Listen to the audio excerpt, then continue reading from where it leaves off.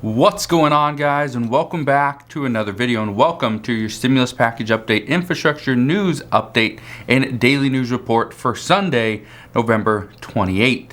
We got a lot of stuff that we need to get to right now. First, I just want to say that tomorrow the Senate will be back.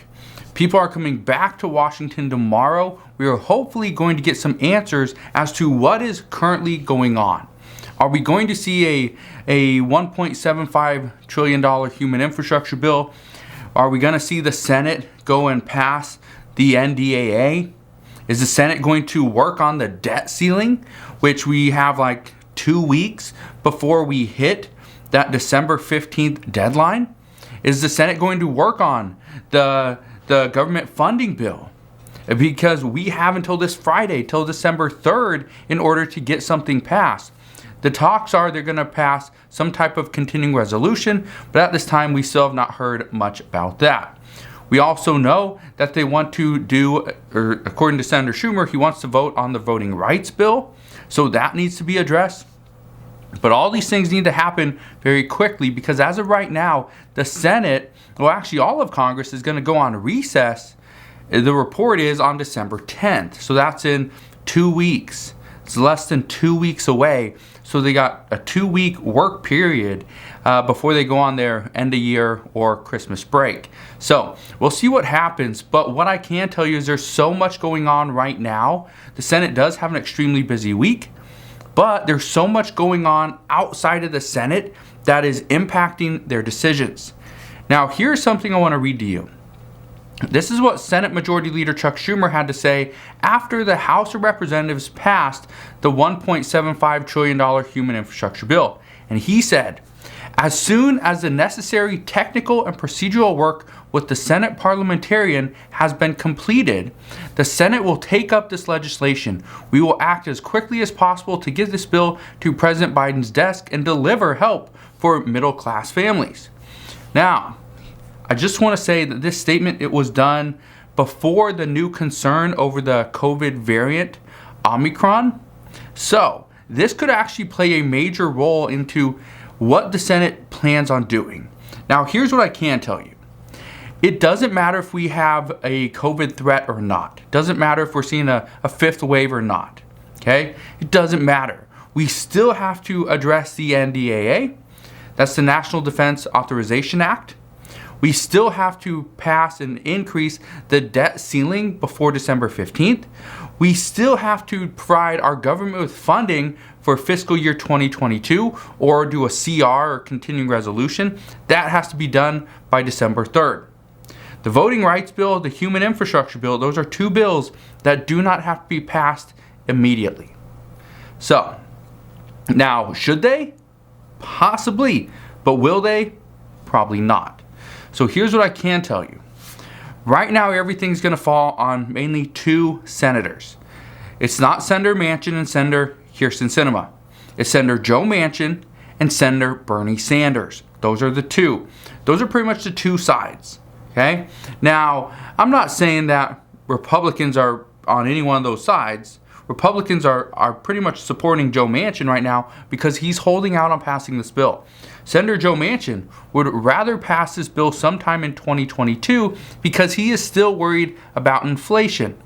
I addressed yesterday, if you didn't go and see that video, I'll put a link to it. It'll be the first link down in the description box below.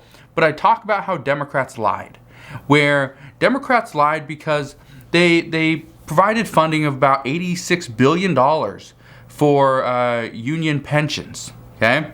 But here's the problem, that according to reports, they knew going in that was going to be not enough funding. It was going to be underfunded. And so now they're wanting Congress to readdress this, fix this, so that they can get more funding. So we'll see what happens there. But if that's the case, Senator Joe Manchin is going to come into this deal saying, you know what? We underestimated the funds needed the last time. We're not going to do it again. So, here's where things stand right now. Senator Bernie Sanders, he wants to include paid family leave. It's currently set at 4 weeks. However, he would love to see it actually expanded. We also know that Senator Joe Manchin, he doesn't want paid family leave because he wants to see means testing. He wants to see people are working to get some of these benefits. One of the things that he's also addressed is he wants to make sure people that get the child tax credit payments are working. Okay? Senator Bernie Sanders and most Democrats say no, we need to provide benefits to every person, whether they're working or not. We know Bernie Sanders wants to see the Medicare expansion, and this is, right now it's just for hearing, but he'd love to see vision and dental included as well. And he also says no SALT tax deductions. No increase of the SALT tax deductions because, and again, he's not opposed to it, he just says that passing a deduction for the wealthier individuals in our country is not a good thing to do when we are also taxing the wealthier individuals in our country at the exact same time in the same bill. So, his proposal is, let's take the SALT tax deduction out, let's pass that in another bill.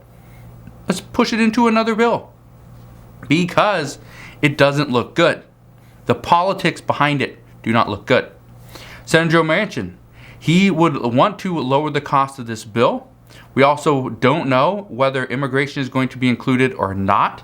So that creates another potential issue as well as to whether or not some Democrats are going to support this bill or not. So we will see. Something else that we're hearing over the past couple of days is that OPEC is actually considering pausing their oil production after President Biden plans on releasing 50 million barrels of oil from our strategic reserve. The group is actually concerned with how this new COVID variant could potentially shut down demand. What they saw, just to give you an idea, what happened during the, let's say March, April, May 2020 was oil demand went down. We didn't need as much.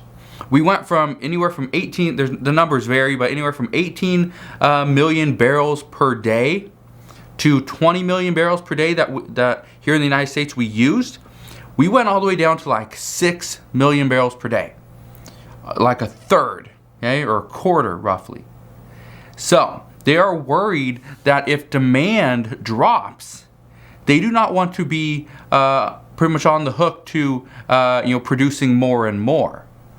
So they worry that they're increasing their output by 400,000 barrels per day is not the right move, and this is what they were anticipating to do in order to, which would bring down the price of gasoline, which is what the main reason why President Biden is releasing 50 million barrels of oil from the strategic reserve. But OPEC meets on December 2nd, which is this Thursday, to discuss their upcoming output. Now, even though multiple countries are worried about the increase in gas prices, that is not the overall concern with OPEC. And that was the problem when President Biden pretty much asked OPEC to just produce more oil, is that's not what they wanted to do. So we'll see what happens there. What I can tell you, though, is that gas prices are expected to come down. They are going to come down if we see this new COVID variant come back, or I guess it doesn't really come back, but make it into the United States and the fear of COVID comes back. The expectation is gas prices are going to drop significantly, mainly because more companies will, if this is going to be as serious, as contagious, move as quickly as, or even faster than Delta, then companies are expected to send workers home. They will continue to work, but they will telework. They'll do remote work, which I addressed this yesterday. I'll even put a link to the video on remote work and the crisis there down in the description box below as well, so you can go and check that out. But while we're talking about, let's get into COVID. Let's give you some COVID news for today. Remember, the United States is going to restrict travel to multiple countries starting tomorrow. These countries, I didn't give you a list yesterday because I didn't feel like trying to fumble through the names, but many of you asked what are the countries, so I will fumble through the names just for you guys.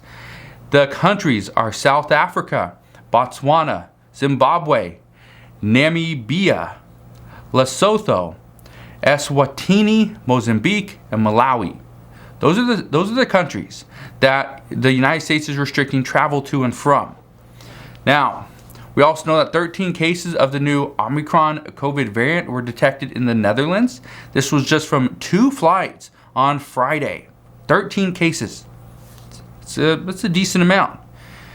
As of yesterday, as of last night, the amount of cases in South Africa was set at 88 of the new COVID variant. So it is a pretty big threat. According to the lead scientist, he does say that the symptoms are very mild. But again, whether the symptoms are mild or not doesn't really matter. What matters is how quickly will this go through your system? How quickly does it transfer from one person to the next? That's the issue, and that's what some people are really worried about. We do know that China warns that it can't open their economy like the US and France, mainly because if they did, they would see a colossal COVID outbreak. We are seeing that the highest COVID death rate in the world is actually in Peru, and this is even without the Omicron variant. However, this does have something to do with hospitals, medical staff, and obviously vaccinations. Just yesterday, Dr. Anthony Fauci said that our current infection level is actually unacceptable, and he goes on to say, and I quote, "I mean, we've heard people say, understandably, they're trying to look for a metric to give to the public that we're going to have to start living with COVID. I believe that's the case because I don't think we're going to eradicate it. We've only eradicated one infection of mankind, and that's smallpox. I don't think we're even going to eliminate it." So, this is something that I've been saying for a while, that we have to learn to live with COVID, whether we continue to wear masks all the time or not. Right? If we try to stay, socially distanced, right? Wash our hands, go and get the vaccine if you want to. But things like this, we have to learn to live with it. It's never going to go away.